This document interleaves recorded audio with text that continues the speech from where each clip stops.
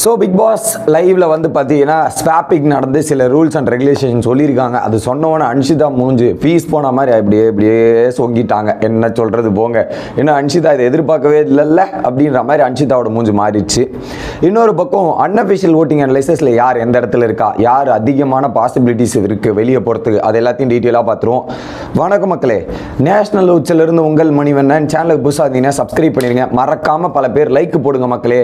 Video பார்க்குறீங்க, நிறைய பேர் பார்க்குறீங்க, ஆனால் லைக் மட்டும் போட மாட்டேங்கிறீங்க. தயவு செய்து லைக் போட்டுருங்க. லைக் போட்டதே எனக்கு ப்ரமோட் ஆகும். ஸோ தயவு செய்து லைக் போட்டுருங்க. ஆக்சுவலாக பிக் பாஸ் வந்து என்ன சொன்னார்னா, யார் யார்கிட்ட என்னென்ன ஆர்ட் இருக்குன்ற மாதிரி சொல்லி நாமினேஷன் ஃப்ரீ பாஸ் விஷயமே இப்போ தான் டெவில்ஸ் டீமுக்கு தெரியுது. அதுதான் அதிர்ச்சிகரமான விஷயமா இருக்குது. ஆனந்தி விஷாலுக்குலாம் இப்போ தான் தெரியுது.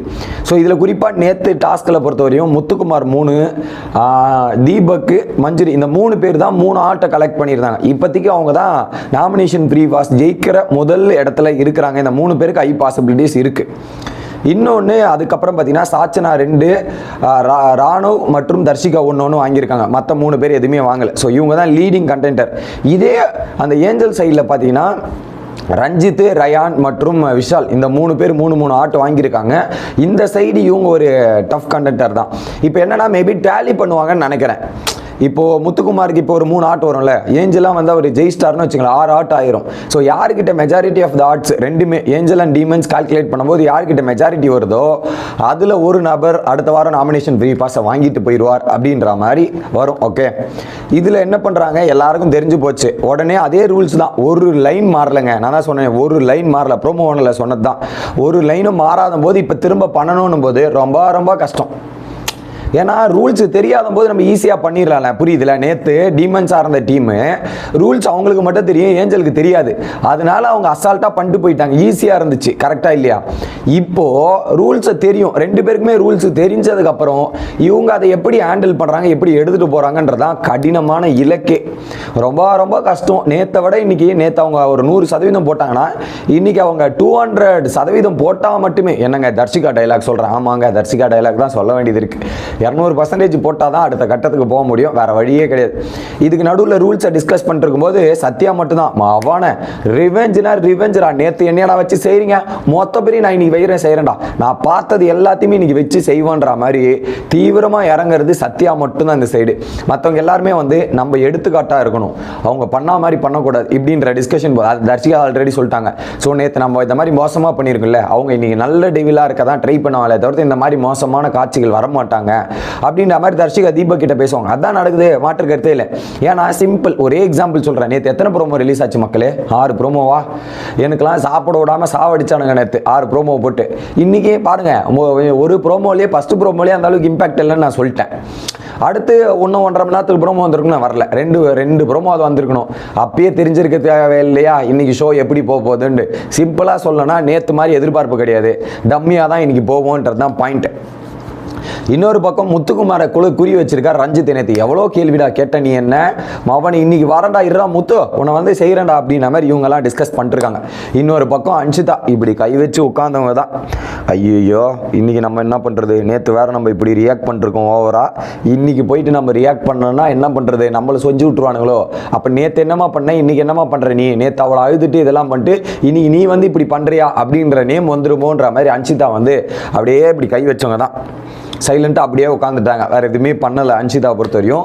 இதை வேற இங்கே ரூல்ஸை டிஸ்கஸ் பண்ணிருக்கும்போது சாச்சனா இப்படி வர்றதொன்று போகிறதொன்னுன்ற மாதிரி போயிட்டே இருக்குது, ஒட்டு கேட்டுக்கிட்டே இருக்குது. சாச்சனம் திறந்த மாட்டீங்களா சாச்சனா, கடைசி வரையும் நீங்கள் திறந்த மாட்டீங்க, எப்படியாவது இன்ஃபர்மேஷன் வாங்கிக்கணுன்ற மாதிரி. அதே ஏஞ்சல்ஸ் டீமோட ரூல்ஸ் வந்து தீபக் போய் அவங்க ரூமில் படிச்சிட்டார். இது ஒரு பக்கம். ஸோ வெயிட் பண்ணி பார்ப்போம் யார் என்னெல்லாம் பண்ணுறாங்க. சரி, அன்அஃபிஷியல் அனலைசிஸில் யார் எந்த இடத்துல இருக்கா அப்படின்றது பார்த்தீங்கன்னா, முத்துக்குமார் முதலிடம் 1,42,000 கிட்டத்தட்ட 1.5 லட்சம் வாக்குகள் நெருங்க போகிறார். கான்ஸ்டன்டா முத்துக்குமார் முதல் இடத்துல இருக்கார். 2வது இடம் சௌந்தர்யா 78,900 கிட்டத்தட்ட 80,000 வாக்குகள் போகுது. ஸோ முத்துக்கும் இவங்க பார்த்தீங்கன்னா டபுள் த டைம்ஸ் இருக்குங்க. கிட்டத்தட்ட பார்த்தீங்கன்னா டபுள் மடங்கு முத்துவோட ஓட்டு இருக்கு சௌந்தர்யா விட அப்படின்றது. எங்கேயோ போயிட்டாப்புல முத்து. அடுத்து ஜாக்லின் 51,000. ஸோ சௌந்தர்யாவுக்கும் ஜாக்லினுக்கும் ஒரு 29,000 டிஃபரன்ஸ் இருக்குது. பட் நம்ம அஃபிஷியலில் கேள்விப்படுற விஷயம் என்னென்னா டஃப் ஃபைட்டு போயிட்டுருக்கு. செகண்ட் அண்ட் தேர்டுக்குமே டஃப் ஃபைட்டு டிஃபரன்சஸ் வந்து ஃப்ளக்சுவேஷனில் தான் இருக்குது. ஜாக்லின் மேலே போகலாம் கீழே வரலாம் அப்படின்ற டைமிங் தான் இருக்குது அப்படின்றது நம்ம கேள்விப்படுறோம். அடுத்து 4வது இடத்துல ராணுவ 46,098. ஐ மீன் ராணுவ நேற்று ஜாக்லினை முந்தனார், ஆனால் திரும்ப பேக் அவுட் ஆகிட்டு திரும்ப வந்துட்டார் ஜாக்லினை பின்னாடி. அடுத்து பார்த்தீங்கன்னா மஞ்சுரி 33,000 வாக்குகள். ஸோ கிட்டத்தட்ட பார்த்தீங்கன்னா மஞ்சுரிக்கு வந்து ஒரு நல்ல இம்ப்ரூவ்மெண்ட் தான். கீழே இருந்த மஞ்சுரி டப்புன்னு மேலே வந்திருக்காங்க. பவித்ரா நேற்று பர்ஃபார்மன்ஸில் பவித்ரா ஓட்டு குழியும் நான் எதிர்பார்த்தேன். அதுக்கேற்ற மாதிரி பவித்ரா வேற மாதிரி கேம் இல்லைன்னதுக்கு பவித்ராவுக்கும் ஓட்டு 31,000 ஓட்டுகள். மஞ்சுரிக்கும் பவித்ராவுக்கும் 2,000 ஓட்டு மட்டும் தான் டிஃபரன்ஸ் இருக்கு.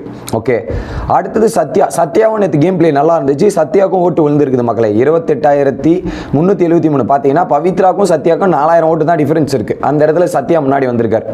ஸோ இவங்க வரை சேஃப் ஜோன். ஐ மீன் எனக்கு தெரிஞ்சு ஃபர்ஸ்ட் 4 பேர் முத்து, சௌந்தர்யா, ஜாக்லின் அண்ட் ராணோ வந்து சேஃப் ஜோன்ல வச்சுக்கலாம். மஞ்சுரி, பவித்ரா, சத்யா வந்து பார்த்தீங்கன்னா இந்த ஜோன்ல வச்சுக்கலாம். எந்த ஜோன்ல? எல்லோ ஜோனில் வச்சுக்கலாம். டேஞ்சர் ஜோனில் வந்து பார்த்தீங்கன்னா ராயன் இருக்கார், 24,882 வாக்குகள். அதுக்கப்புறம் பார்த்தீங்கன்னா ரஞ்சித்தும் இருக்கார், 24,844 வாக்குகள். அடுத்து தர்ஷிகா 22,542. ஆனந்தி மற்றும் சாச்சனா இருக்கிறதுலே வந்து ஆனந்தியா சாச்சனாவா டெட் எண்டில் இருக்கிறது யாருன்னா ஆனந்தி மற்றும் சாச்சனா தான். டஃப் காம்படிஷன், ஆனந்தியா இல்லை சாச்சனாவா. இந்த வாரம் நம்ம எதிர்பார்க்கறது டபுள் எலிமினேஷன். வாரம் அப்படி தான் எதிர்பார்க்குறோம். எனக்கு தெரிஞ்சு இந்த வாரம் ஆனந்தி முடிச்சு விட்ருவாங்களோ இல்லை சாச்சனாவை முடிச்சு விட்ருவாங்களோன்னு தோணுது. ஆனால் விஜய் சேதுபதி சார் இருக்கிற வரையும் சாச்சனா எலிமினேட் ஆக மாட்டாங்க தானே, அப்படிதான்ன்றது தோணுது. ஸோ நீங்கள் என்ன நினைக்கிறீங்க? நேற்று நினைக்கிற மாதிரி இந்த டாஸ்க் நடக்குமா அப்படின்றதையும் சொல்லிடுங்க. மறக்காமல் யார் எலிமினேட் ஆவா அப்படின்றதை கமெண்ட் பண்ணிடுங்க. Bye guys.